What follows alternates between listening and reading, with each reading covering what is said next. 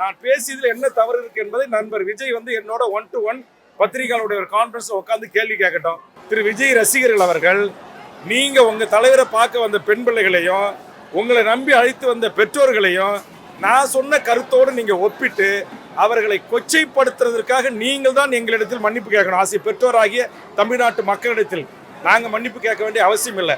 சமூகத்தில் நடக்கிற ஒரு சில செய்திகளை சொல்லி அதை ஓப்பனாக உடைச்சு நான் பேசுறேன். பெரியார் போன்று அல்லது முத்துலட்சுமி ரெட்டி போன்று அல்லது சத்தியவாணி முத்து போன்று சட்டமன்றத்தில் சில விஷயங்களை அரசுக்கு முதலமைச்சர் கொண்டு வருகின்ற போது சிலதை உடைத்துதான் பேசி அந்த செய்தி மக்களுக்கு விழிப்புணர்வை உருவாக்குவார்கள் தலைவர்கள். அந்த அடிப்படையில் தான் நான் அதை உடைச்சு பேசினேன். அதை நீங்க எதோட கனெக்ட் பண்ணி நீங்களே கூட்டு வந்த மாணவர் செல்வங்களையும் உங்களை நம்பி கூட்டு வந்த பெற்றோர்களையுமே நீங்க கொச்சைப்படுத்துறது இது நல்லா இருக்கா?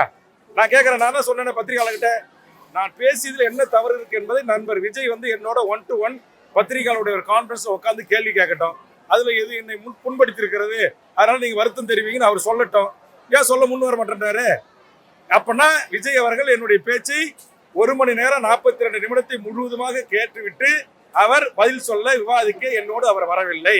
இப்ப நான் மூத்த பத்திரிகையாளர் இருக்கிறாரு, நீங்களே கூட உட்காருங்க, நாளைக்கு விழுப்புரம் நம்ம பத்திரிகையாளர்லாம் முழுசா கேளுங்க. அப்ப நான் சொன்னது தவறு நீங்க என்கிட்ட சுட்டி காட்டுங்க.